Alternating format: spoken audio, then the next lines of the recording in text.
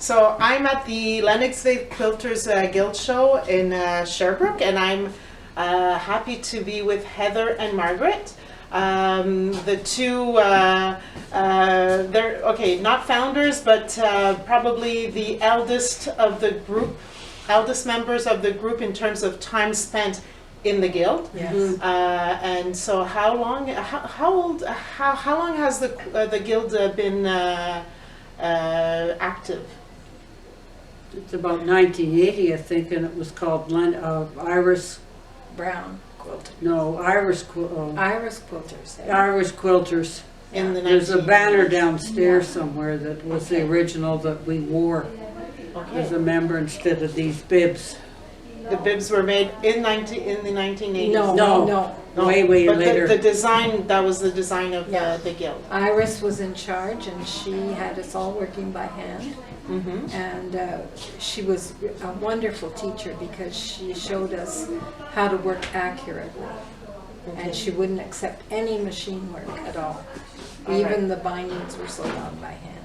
So all by hand. We're talking about the early 80s, and no rotary cutter. No, we had patterns out of cardboard because it didn't exist. Mats did not exist, or rotary blades, or patterns already. So you really had to want to be a quilter Yes. as in those days. Yes. There was no cutting corners. Perfection We ruled. saved all our cereal boxes and Yeah, and we are known for our quilting, Yeah. and Okay. still are, but we don't do it as much now. Yeah, because there's not as many people, or there's not the demand anymore. there's the demand is there, yes. Yes. But we're all getting older. We've all got arthritis, and so our fingers don't work anymore. And we all having problems with these, Eyes. right? Yeah. I know, I hear you. It's really terrible. So what are your tricks to go, how do you, give us some, because it's starting for me too, to have the joints sore. So do you have any tricks, old tricks? No? No. Just shut up and continue? Wash dishes in between. Wash dishes? Never tried that. Hot water. Okay, so. No dishwashers. We wash them by hand and So no sewing machine and no dishwasher. No, sewing machine, definitely. Now? Now, Okay, oh so yeah. we're okay with But I sewing used to machines? do a lot of hand work too. Yeah. And a lot of hand quilting. This one here is all hand quilted. Yes, but this is a Sheila Wintle class that you took back Yes. probably 15 years ago, or soon. I don't know. I have to know look 'cause Sheila I've has got the been label on it. active for so long. So it was all the appliques were all made by hand. The quilting Yes. was all made by hand, but all the sawtooth were made by machine or by hand. By machine. By machine. All right. So They were left over from another you're a project. hybrid, right? yes. Yes, we do both. You do both. It's absolutely spectacular. I really like your quilt. And Margaret, this is one of the quilts that you've made with a group of friends of several guilds. Yes. So those are the two that you've brought for the show, and that we're keeping here. But so you also do some. You don't do anything by sewing machine, right? Yes, I sew everything by machine. You sew everything. So you've converted. My daughter was born in 1992, Okay. and then I found out I didn't have any time to quilt, and that it's stronger than me, and I wanted to still make quilts, Okay. and so I worked very hard at learning how to sew by machine. And it's because it was a whole new Yes. ball game. It was completely different. So in the 80s, you learned with Iris, and Iris, from what I've heard, you had to take 2 classes. You had to do everything by hand before you were accepted in the guild. Yes. How many people did you have in the guild in the 80s? 15 maybe? Yeah, I would 15. say The that. first group was probably about 6 or 8. So after I was married, I'd always wanted to learn to quilt, so there was a course being offered that year, and I joined that course, and Heather was in that one too. Yeah, and then I remember we made a quilt and we didn't finish quilting it, so we had to go back, have the second course so we could finish it. Yeah. Okay. And so we didn't have cotton fabrics when Okay, we so started back to in the quilt. 80s, No, it was There was nothing polyester. available. it was Nothing. all polyester Yeah. because cotton was just not available. It was not a trendy, fashionable thing then.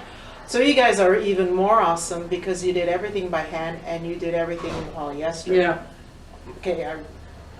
And did you add any like wool, or did you grab cloth and try to put it in? No, or was it was really polyester and then polyester batting. Okay. Usually Hobbs. Usually Batting. Iris chose the pattern, Mhm. and we each made a square, and then we put our squares together, and then we mounted them on batting to quilt. So the 80s were all hand with Iris, and was it in the 90s that it changed the name to Lennoxville Quilt Guild? I think so. I was working then. I think it was 92. Yes, I think around 92. We rebelled. Okay, you rebelled. That's good. Not that we didn't appreciate what she had done for us, because she really gave us a good basic training, but we were just too busy, you know. Yeah, because at that time you were married, you had kids, and then That was a difficult time, because we would have liked her to stay in the guild, but she wouldn't stay in the guild if we were going to do things by machine. okay. And so we changed our name and we formed and she didn't want us, like, it was a cottage industry. She wanted us to work and not do a lot of talking. And we didn't have show and tell. She wasn't really too interested in what you made at home. Okay. And anything in the show that we had to be all hand done. It couldn't be machine done. The only thing you could do was machine sew the backing together. That was okay. All right, so there was a lot of things happening. Yeah. It was a difficult time, but you guys we learned together from and one of the best. You know, so we couldn't have had a better teacher. No. But like any teenager, at one point you just have to fly away. Well, and we wanted more people to join our guild, Mm-hmm. and everybody wasn't willing to do everything by hand. And how many members did you end up growing the guild to? How many Well, people do you now have I think we're 24, eh? Yeah. Okay. We don't want to go higher than that because we don't want to be too crowded in the room. Okay. We were up here, we were 24. It And was there very isn't crowded. enough room The here. lighting's not great. And you meet once a month, once a Every week. Once a week. Mondays. Mondays, and you do some show and tell. You work together, and it's social and learning. Yes, Everybody's yeah. learning together. What happened to me was I started to teach almost right away. Teach quilting? Yes, Yes. because Okay. the French guilds, the French people didn't have anybody to teach them. Mm-hmm. They would come to our guild show and see the new methods and things, and they wanted to learn them.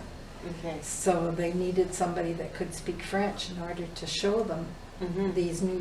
A friend of mine corrected my notes in French, Mm-hmm. and so I was able to teach with,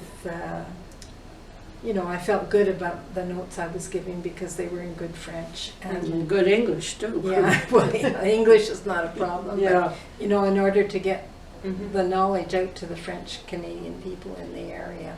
Okay, so it was actually a vase communicant. From all of the research and the findings and the classes you've took, came to your guild, you taught it, and then you translated it into French and you gave it to all the other ones. Yeah. So I think that's why there's so much history and so many quilts that are still alive and happening in the area. I thought it was because of we're so close to the border that, No. but it's really you guys keeping it It's alive. really Margaret that kept us going on quilts and Well, Way to patterns. go, Margaret. that's what I like doing. So, And I've heard that you love teaching, you love learning to teach and to show everyone, but you don't put any of your quilts in shows and contests and competitions and things like that. here, yes. Here, yes, but you, No, I we're have not that type. participated. We in don't some. want to do that. I'm not that interested in. No. I've taken quilts to Montreal, to the okay, quilt to show the in Montreal. Quilt Point, Quebec, Yeah. okay. And but I always thought they weren't good enough for Quilt Canada or You know, we all think that way, right?